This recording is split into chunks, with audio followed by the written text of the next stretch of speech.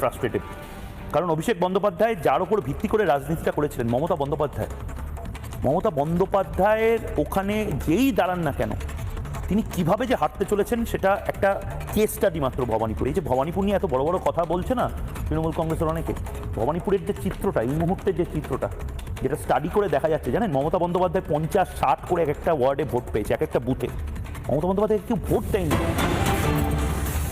ভবানীপুর বিধানসভায় বুথের সংখ্যা ছিল 267টি, প্রতি বুথে ভোটদাতার সংখ্যা ছিল মোটামুটি 400 থেকে 700। সেখানে এমন অনেক বুথ রয়েছে যেখানে প্রাক্তন মুখ্যমন্ত্রী 100টি ভোটও পাননি। ভাবুন, শুধু গোহারা হারেননি শুভেন্দু অধিকারীর কাছে, মমতা বন্দ্যোপাধ্যায়ের রাজনৈতিক ক্যারিয়ার শেষ করে দিয়েছে শুভেন্দু অধিকারী। এই এত বড় জিনিসটা মমতা বন্দ্যোপাধ্যায় মেনে নিতে পারছেন না, তারপরেও তিনি ক্যামেরা ফেস করছেন। আর অভিষেক বন্দ্যোপাধ্যায় কোনোদিন তো মাঠে ময়দানে পলিটিক্সটাই করেননি, উনি ফেস করবেন কি করে?